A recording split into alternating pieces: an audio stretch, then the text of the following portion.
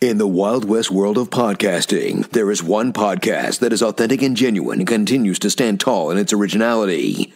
Based on a passion for his guests, their work, and his love of podcasting, Derek Thomas and Monday Morning Critic Podcast get amazing, diverse, unique guests found nowhere else. They include Hall of Fame athletes, Academy Award winners, Golden Globe winners, Super Bowl champions, Emmy winners, award-winning authors, award-winning film score composers, directors, trailblazers, pioneers, and inventors. The variety and quality are endless. There is something for everyone. Derek Thomas is the hero you deserve. He's a silent guardian, a watchful protector. Welcome to Monday Morning Critic Podcast. Here is Derek Thomas. Do y'all want to see a sneak peek? Oh, yeah, I think we got to go to a commercial. Oh, I don't think we're going to take a break yet, because guess what? I wore my clogging shoes. God's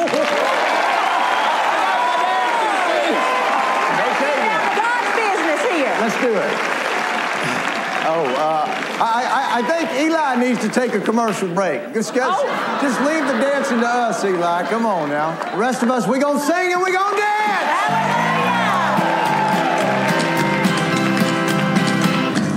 Mama told me not to, I did anyway, misbehaving. Daddy said don't, but I said I'm gonna misbehaving. Eyes on the windowsill, swimming in the creek. Catching crawdads and playing with a stick. I wore lipstick. And I got caught shaving. Just two little country kids outside misbehaving. Teacher said don't, but I said it anyway, misbehaving. Preacher said no, if you do, you're gonna pay misbehaving. Kicking and spitting and cussing out loud. Running through the house with a pickle in my mouth. Playing in the street, look at me outside waving. My next guest is a writer, a comedian, and an actor. His IMDb profile exceeds 75 credits. Two of his most recent works is his legendary portrayal of Ozzy Osbourne in the Motley Crue movie The Dirt. And if that wasn't enough, he then ramps it up for the absolutely original, creative, sweet, kind, nothing like you've ever seen before. And his character will absolutely grab you by the heartstrings and never let go. As Keith Chambers in HBO's The Righteous Gemstones. Without any further ado, I bring you the very cool, the very kind Tony Cavallero. So I gotta say, man, so the guy who did custodial work for 6 years and was doing extra work, he's doing pretty good for himself today. Man, I don't know, bro. It's crazy to even think about. I can't even get it. Like, so you start at VMI, Virginia Military Institute. Tony, do you ever look back, and we're going to get to some of your improv work and so forth, do you ever look back and say, you know what, I wish I did certain things differently? So, you know, like some actors, they go to NYU or they attend, one institution or another. Do you ever look back and wish things were different, or do you feel like VMI really helped you in getting to where you are today? I wouldn't change a thing, man. I mean, I'm a pretty lucky guy in the position I'm at right now, and I love it, dude. I love my life, so I don't think I'd change a thing, man. Yeah, and I got to say, man, before we get into the heart of your filmography and the wonderful work you've been doing lately, just a couple side notes, man. You do some work with rescue dogs, or you have a couple rescue dogs? Yes, yeah, we've got 3 rescue mutts. Tony, another thing that I wanted to bring up that's really reflective, I believe, of what kind of person you are is you do a lot of work with Children's Hospital. And I don't mean a token appearance here and there. You get involved with the kids. You get the kids involved with the improv, with your acting. I think it's one of the coolest things I've ever heard, Tony. Talk a little bit about that part of your life. Yeah, man, it actually all came from that. So my wife and I were what you call full-time volunteers at Children's Hospital Los Angeles, and basically what that means is we go in once a week. We go in every Thursday, and we work with the Child Life Arts Department there, and we do arts and crafts with the kids, and that all came from actually the Groundlings has been doing improv shows there, once, twice, 3 times a year, for about, I think, close to a decade. And I got to do one of those shows, and I loved it so much. I said, I want to get involved. I grew up, doing Boy Scouts, where it was always, service to others and volunteer stuff. And I was like, man, what better way to get an actor out of his head than, to go work at the Children's Hospital. And it's been like the most rewarding thing ever, for my wife and I. So, and this next statement is going to sound like a no duh, but it really isn't, because not all wives are involved with their spouse's work. But her name is Annie, right? Yep. Annie's a big part of your life, man, like developing characters. I mean, if anybody who follows you on Instagram sees that you guys are close, I mean, and everyone's like, it's not always like that with people, but she's obviously a huge factor in your life, man. And I mean that, in a professional way, obviously, in a loving way. So that's kind of, you guys are really, if there was ever such thing as meant for each other, I would say that probably applies to you guys. Yeah, we're really lucky, man. We met performing in the Sunday Company at the Groundlings, and she's a brilliant writer and performer, and we happen to, have a lot of fun creating together and building a life together. So it works out hand in hand, man. We're really lucky. Yeah, and I got to say, if I'm wrong on this next thing, I'm going to be really embarrassed. Were you two married by Josh McDermott? We sure were, dude. People don't know that. That is almost like, it's like if I think of two people that like love mullets, it would be you and Josh. It turns out you guys are legitimately friends, which is kind of an amazing in itself. And just talk a little bit about that. How long have you guys known each other, and how did that come to be? So, dude, we met, probably a little over 10 years ago, because he was taking classes at the Groundlings, and we were both in the system there, and he had just moved here after Last Comic Standing, and we started a long-form improv group together with a few other friends from the Groundlings called Robert Downey Jr. Oh, that's right. And we were performing together every week, and we just became fast friends. And actually, which is kind of hilarious, so the character of Keith, when Annie and I were kind of workshopping on who this guy was, Josh and I had done these characters called the Insecurity Guards, and we had done a couple of short videos on YouTube ages ago about these two guys, and they were just security guards that were the most insecure people on the planet. And that was kind of part of the inspiration for Keith, along with another character that I had done at the Groundlings. So, and his wife is an interior designer that's, best friends with my wife and helped design our house. So we've always been really close with Josh and Amber, and they're amazing, wonderful, sweet people. Yeah, and I do a couple of, I cover Comic-Cons for the podcast, and I met them a few times. It seems like you guys are very similar in personality and sense of humor. So I can only imagine, how strong your friendship is. I mean, you guys are two birds of a feather. Yeah, he's a wonderful, hilarious guy. I love him very much. So speaking of your house, and this is my last of my just random questions. Your house is, and I hope I researched this properly, is kind of legendary for who's lived there. Am I right with that?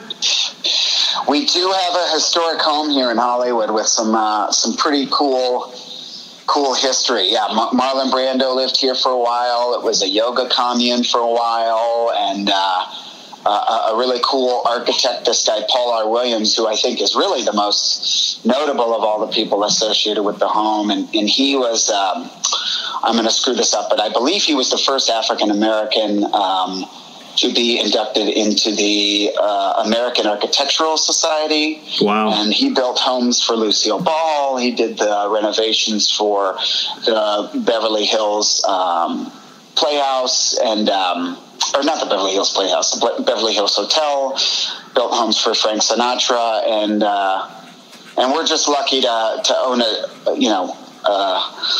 the tiniest blip on any of those radars. We really we lucked out on that. Yeah, and I thought I heard Frank Zappa too, and David Carradine, who used to get the newspaper naked. I mean, you've had some. That's a pretty legend. That's almost like a museum type situation. Like, that's pretty legendary.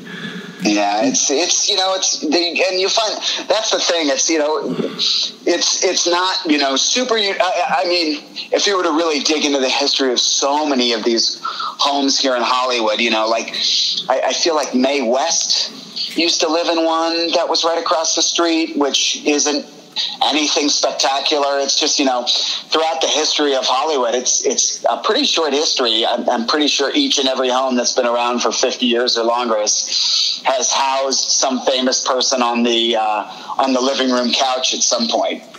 Yeah, and you've mentioned the Groundlings a few times. That is an improv group, a very highly respected improv group. I mean, I got to believe, you had an SNL audition in 2011. That's got to be a huge, especially we'll get to Danny McBride in a moment, but, that's got to be a huge factor. And, obviously, you grew up in a household where I believe your mom and dad had wonderful sense of humor. But how much was the Groundlings responsible for where you are today? And how much of it is truly, Tony, mom and dad? Well, I grew up, with very funny parents, and I was a fat kid too. So, I was always trying to cope with things, doing the truffle shuffle or doing my Chris Farley impression. And he was very impactful, growing up. And, I had done like in school plays and stuff like that, but never really thought this whole acting thing was going to be a reality. And then I took the plunge and drove out west and had no idea what I was doing until I had that first audition, at the Groundlings, which is basically like a mini class there. And I just felt at home, and I was like, this is what I'm going to put my entire focus on. And then luckily, I worked my way up, and all the while performing with Robert Downey Jr. in between, and doing sketches with Josh and my other buddies and Fortune Feimster and all these people coming up through the program. And then I was lucky enough to get into the Sunday Company there. And at that time, that became my complete focus. And I was lucky enough to get scouted by SNL. And then once I got scouted by them, I got a great manager, great agents, all of that stuff. But then, that didn't pan out. But, I happened to meet my wife, which was amazing, in the Sunday Company at the Groundlings. And, that's definitely the greatest reward. And then Children's Hospital came out of the Groundlings. So, I've really gotten a bunch of really amazing relationships and opportunities out of that place. There's something, really special in that regard, to the Groundlings, and it'll always be a home to us. Right. No, that's well said. And, I got to say, I think good things happen to good people, man. And I'm a big believer in karma, and when we were talking and setting up the interview and you kind of had to postpone because your life, you said, has been hectic as hell, and I believe it, I was so happy that we finally set this up, because sometimes when you hear people reschedule, it's like, oh, I lost them. And I only ask people I love, man. So, yeah, man, good things happen to good people with the Children's Hospital and you coming on, man. So I'll be repetitive. So thank you again, Tony. You're so welcome, man. I'm pumped to be here. So let's see. So I want to get into the dirt. So I narrowed it down to two. I'm not going to go through your whole filmography because I know you know it, but there's two that I want to focus on here. The dirt, and I have to name drop once in this interview. I went to high school with the casting director from Dirt, Barbara Ferrantino. So talk about good people. Yeah. So I'm not like just bullshitting here. When I saw you as Ozzy, right? Yes. I swear to God, you can ask. Well, my girlfriend, not that you would ever ask her, but I said they're doing that de-aging thing in the face with the real Ozzy. Like, that's how much I was just like, holy shit. It was one of the most I couldn't get over. You nailed the look, you nailed the accent. I mean, Jesus. I mean, and the mannerisms, everything was spot on. Was that a difficult approach for you to get that all down? Man, thank you so much, first off. And, the weird thing was, man, like, I had never done an Ozzy impression ever before, and their big thing was, we don't want the Ozzy, from the television show that, more recent. We want him from the 80s. Right. So I went back and looked at all the old interviews, and, I mean, he's a little bit more energetic, but honestly, even if you watch him back then, he's kind of the same old Oz, man. I mean, there was a little bit more energy, but, so for me, it was just... and he's all fucked up already, in the scene. Yeah. So for me, it was just kind of taking that old, Groundling's approach of, I'm just going to take a big swing here and see what happens. And I mean, man, when Annie and I started looking at old photos of him and going, she's going, geez, you really look like him. This is a trip, Yes. Which I think definitely helped. But, it was kind of fun for me because School of Rock had just been canceled. So, I was like, hey, you want to see my ass, in the audition? Great. I'm down. I've been doing this for years at the Groundlings, and I've been kind of tied up with kids TV for the last few years. So, I'd love to do something, kind of wild and crazy that breaks me free from that mold. Yeah, and there's so much pressure, I would have to believe, Tony, when you take on an iconic role like Ozzy. I mean, you got to nail it. Otherwise, people are like, this is weak, but oh my God, like you completely nailed it. So let me ask you, is it tougher, recreating somebody like Ozzy or coming in fresh with somebody like Keith Chambers? What is more of a challenge, or are they both challenging in their own ways, Tony?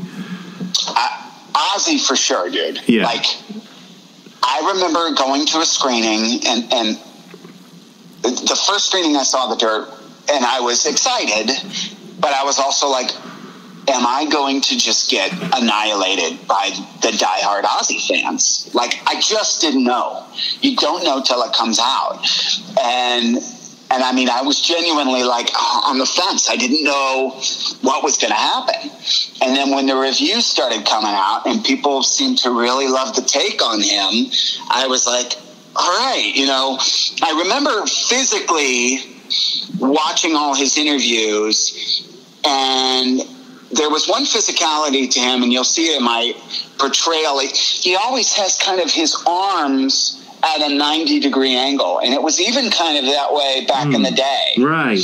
They were never kind of resting at his sides. They were always kind of up at a 90-degree angle, and for whatever reason, that was kind of my big take. And he wasn't always hunched over, but there was a little bit of a bent over nature to him. And so I was, there was definitely a lot of pressure with that. And again, I just had to, Jeff was so passionate about this project. All those producers were so passionate about the project. They had spent 10 years trying to get this thing made.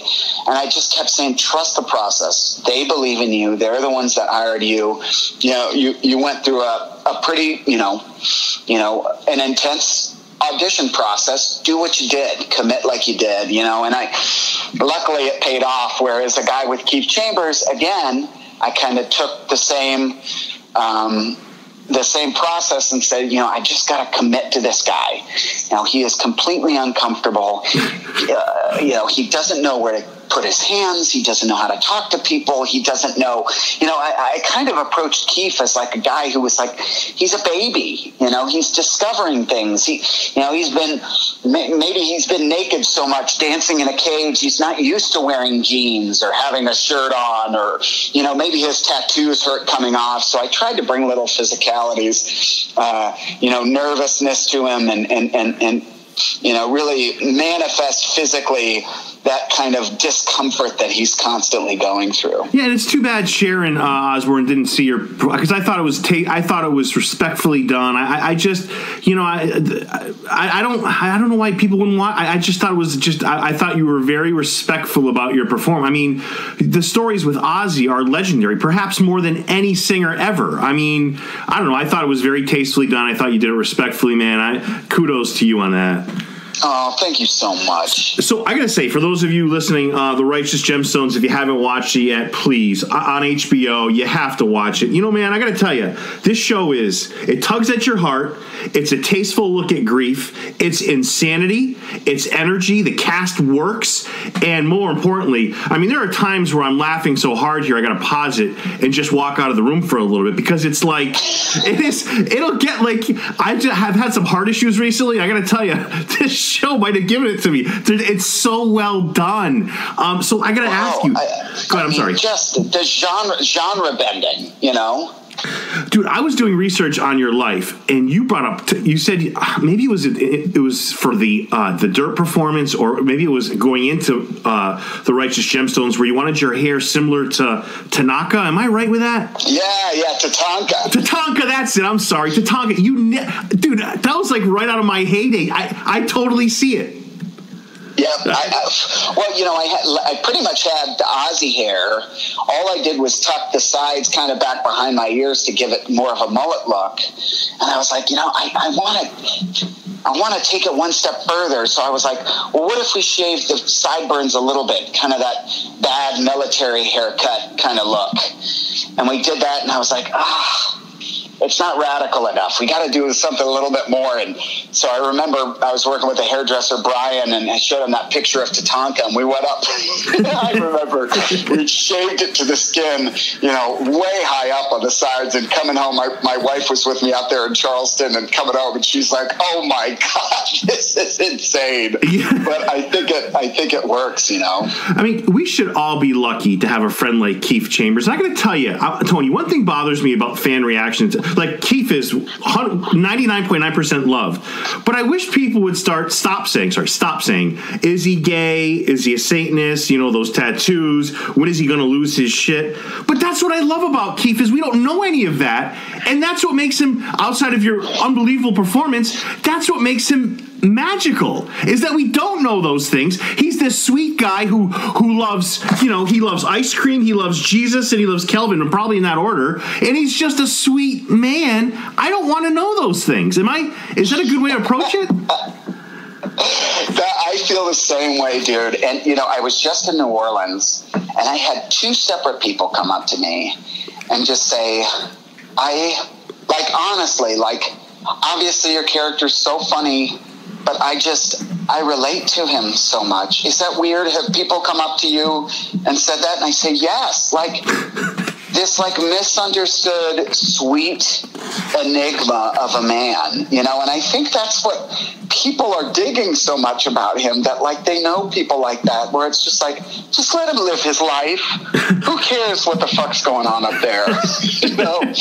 This poor man's just trying to do the best he can, you know what I mean? And it's like, there are so many questions, but that's what makes him so interesting. And it's kind of like, I just want to watch him. I don't know what his deal is, but what's going to happen next with this man, you know?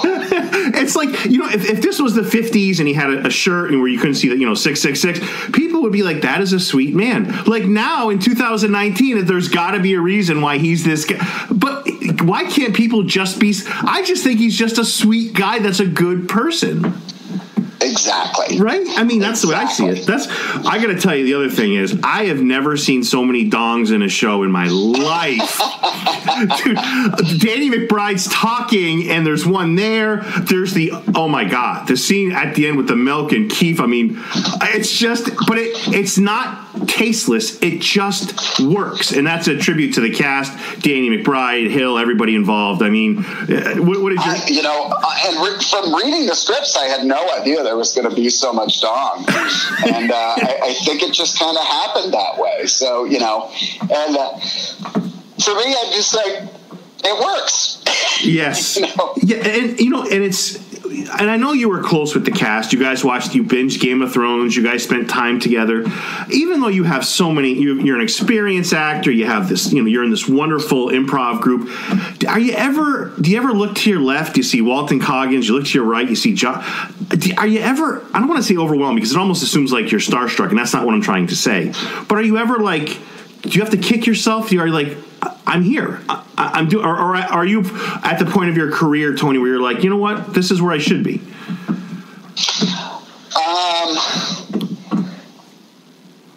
Well, the thing is everyone's so friendly and family oriented out there that luckily a lot of those nerves of being around, you know, comedy and acting and directing and all around heroes, right? You know, that kind of fades away after a few hours of being around them.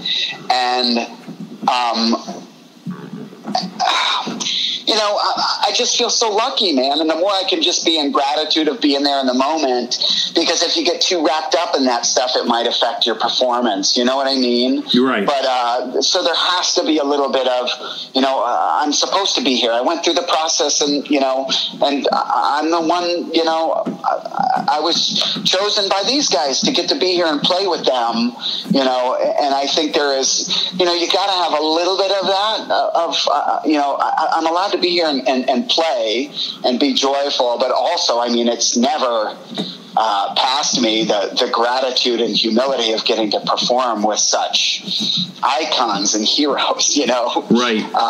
Yeah. So I know you've been asked this before, and I could never peg specifically where, but is it hard to keep it together? I mean, there's clips of Danny McBride and Eastbound and Down, and you know he can't. It's these outtakes where he can't. Hence his appreciation for improv and why you are clearly the one he wanted.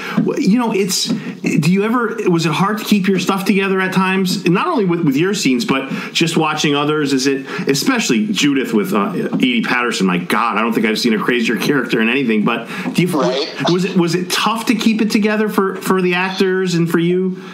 Honestly, man, you know, luckily, well, obviously the Donald Duck scene where I come out and, you know, ask him what's going on. I mean, everyone, I mean, we all could not, you know, keep it together. You know, it was so fun and funny. But again, I think there's that kind of, you know, and I'm one of those guys that loves to be joyful in the scene, but, you know, I try and always kind of, we were taught at the Groundlings, you know, try not to break, you know. Right. And so, you know, and, you know, it costs money and everything else. But of course, you know, if Danny's having fun and we're all having fun, I mean, eventually Danny had to turn around and couldn't even look at me enter that scene. I would enter in and his shoulders would be shaking. He was laughing so hard, you know. But honestly, bro, like, I was so lucky to get to do these scenes. I mean, people were asking about the baby scene with Adam. You know, how are you guys not dying laughing? And for me, I thought, you know, what's going to make this scene the most comedic is the more we commit to the stakes in this scene, the better. I mean, we finished that scene and I'm in this red latex suit with my dong hanging out, and Adam and I are basically in tears hugging each other, you know. And I think playing that reality of it and the scene, playing the actual scene, makes it that much funnier than playing at it, you know. Right. And I think that kind of stopped us from breaking in a lot of scenes, because I think, you know, yeah, there is, whether we're in love or love each other at best friends, I think that really helped us ground the characters in the scenes that we had together, you know? Yeah. And so unfortunately that kind of prevented a ton of breaking in those scenes. And again, that's a credit to the writers on the show too, because, you know, it's written so damn funny, but I think the more we could commit to the actual stakes of the scene, the funnier it turns out. Right. And I think you see that in the show, like exactly what you said, like, you know, what draws people to Keith is how sweet and genuine he is. Right. And I think any kind of wink to the audience with him would kind of ruin that character, you know? And I already know it's a great show because it's already become ridiculously quotable. It's like Step Brothers. It's getting into that stratosphere because there's God, right? Dude, there's 3 quotes I have not stopped saying to all my friends and people I know. One is, I'm running around the house with a pickle in my mouth. The second one is, that shirt's not as long as you think it is. And God. And the third one is, nice mushroom tip. Like, I mean, dude, it's just, I don't know, like, so you mentioned writing, right, Tony? Now, because you're a writer,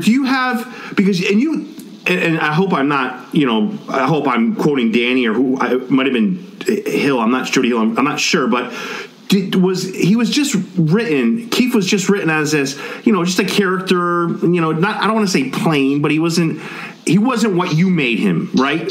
Is that fair to say? Well, I mean, he was written so brilliantly.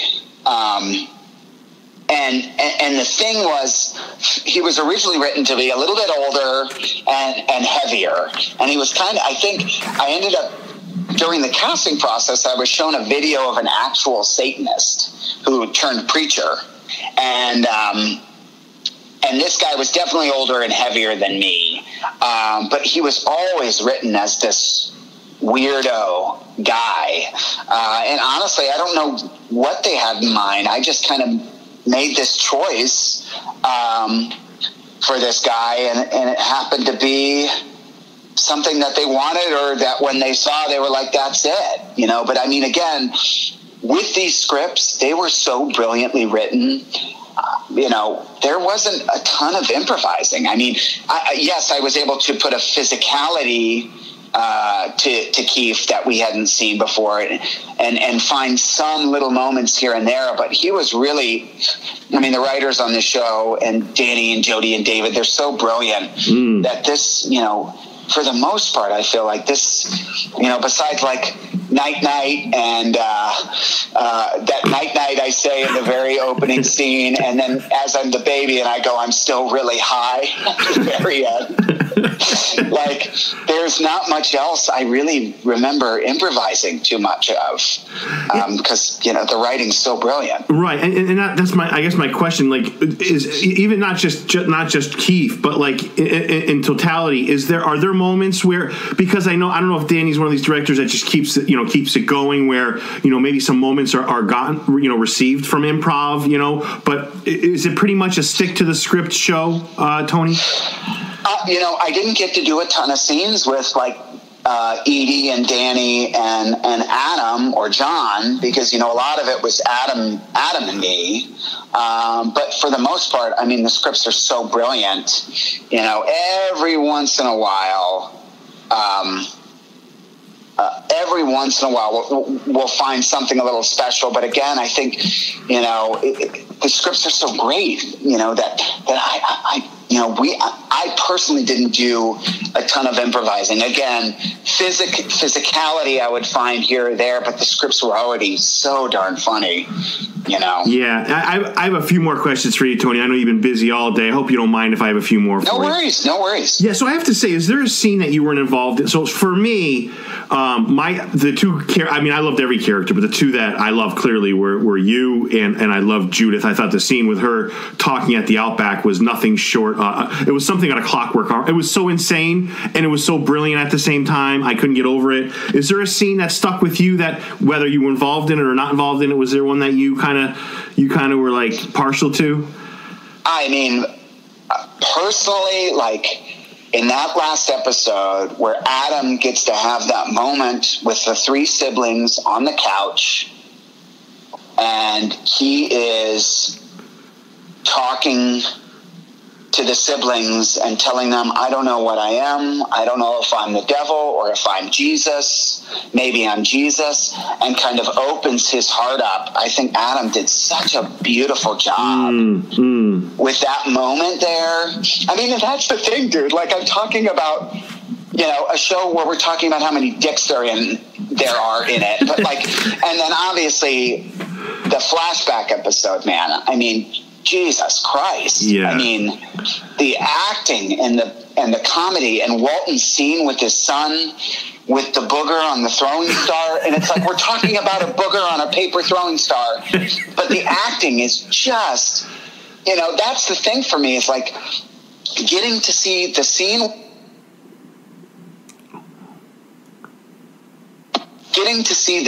work along with having the comedic elements in there is just brilliant to me. And that's what I love about this show. And you touched on it. It's like, it is such a magical blend of horror, comedy, thriller, drama. There is just, it runs the entire spectrum.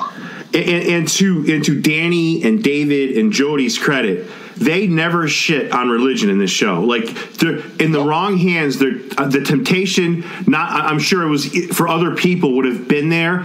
It's not a look in shitting on religion. It's a look into characters and what these people are going through. And I give those guys a lot of credit, because many people couldn't pull off what they did and keep it, I don't want to say, I'm probably lacking the word respectful, or keep it honest and real. You know what I'm saying? Does that make any sense, Tony? Totally, man. Yeah. And exactly what you're saying. Go ahead. I'm sorry. No. They just do such a great job with, grounding these insane characters, in situations where you care for them, Yes, you do. And I almost feel like, even like Baby Billy, Walton Goggins, I feel like doesn't even have to say a word. Although when he does say a word, it's beyond hilarious. Like his teeth are like high beams on a car when he smiles, right? Those teeth, Yep. and he's talking about his clogging shoes. Like every character is like you said it best yourself. You care about all of these characters as crazy as they are in their own ways. They're just so goddamn likable. You know? I know, man. We're so lucky to get to work on such a special show, man. So are we set for season 2? Season 2 been great. I read where it was a green light for season 2. Did I read wrong? Yep. It's happening right now. They're writing. They're out there writing in Charleston as we speak. Now, I know there's stuff, there's like non-disclosure agreements and so forth. Are you able to say if you're involved, if you're not involved, or do you have to wait till the writing process is completed? I'm not sure. I'm not sure what I'm allowed to say, but I mean, I'm planning on going back to Charleston in the new year. So, yeah, I would say that would be a pretty big omission if Keith wasn't involved, and I think there would be T-shirts made if Keith's not here. We riot. So I think you're in pretty good shape. That's so sweet, man. So I have to say one more question. So. I thought the scene that I thought was very sweet was one between you and Josh Michael.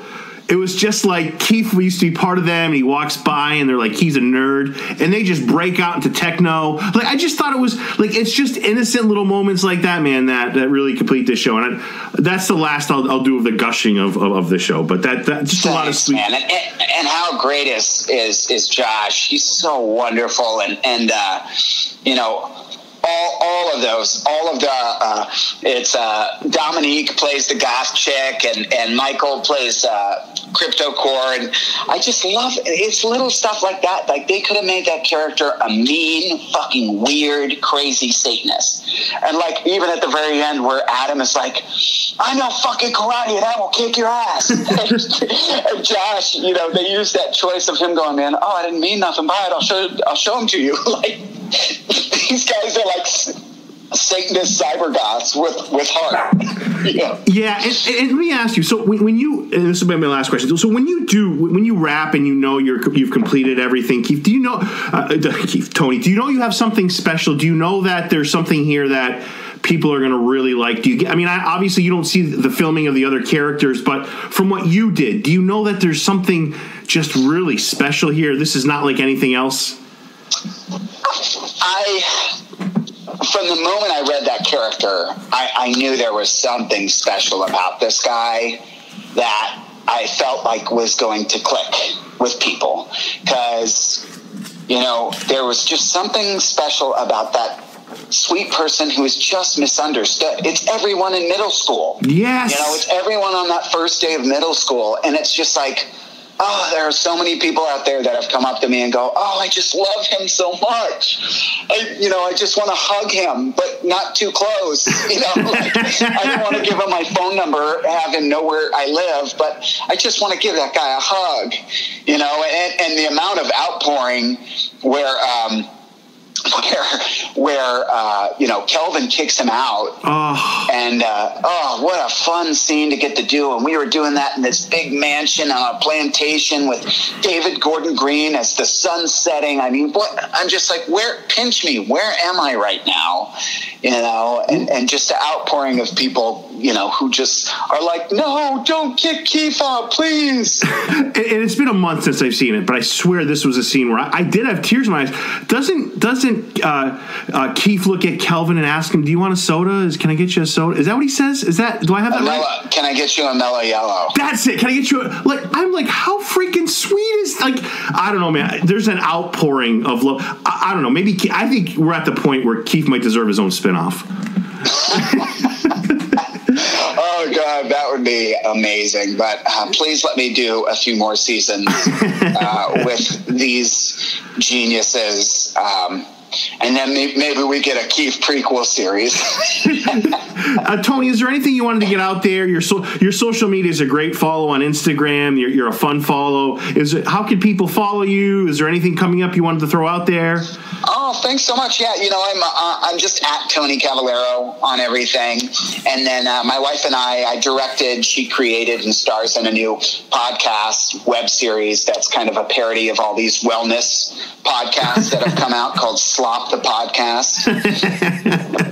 So she plays like a Gwyneth Paltrow type character from Goop who interviews Tim Baltz did our first episode, who plays BJ on the Gemstones, and he plays a doctor who does internal medicine, but he turns your poop into pills that you take, and uses your old hair to make into napkins. And she plays this spiritual guru type interviewer who we have our friends come in and play characters from this wellness community. And so that's Slop the Podcast on YouTube and Apple Podcasts and on Instagram. And then I'll be in season 2 of Miracle Workers on TBS coming out. And then I just did a movie with Vince Vaughn for Hulu called The Binge. Oh, very cool. Very cool. Yeah, man. I got to tell you, man, I wish you nothing but love and success in the future. You were worth every second of the interview, and I am so grateful that you came on. And, thank you for letting me be a small part of your journey, man. Thank you so much, dude. And awesome questions. Great interview. And have a great rest of your day, brother. Yep.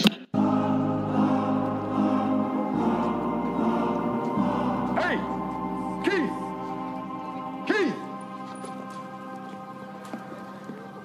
God damn, man, it's been a while. Fucking hell, Satan, bro. Yeah, right on, Daedalus. I heard you went full on Jesus freak. Started messing around with those gemstone weirdos. No, probably not me. I mean, definitely not me. I got really into home brewing. I got a home brewing kit, and it's pretty time consuming. So. Cool story, Keith. Hey, Crypto Core's been working on some new tracks. We was just about to blast off. You want a taste? No, I'm good. But congratulations, CryptoCore. That sounds cool. Party at Club Sinister Friday night. All the old heads will be there. You should go.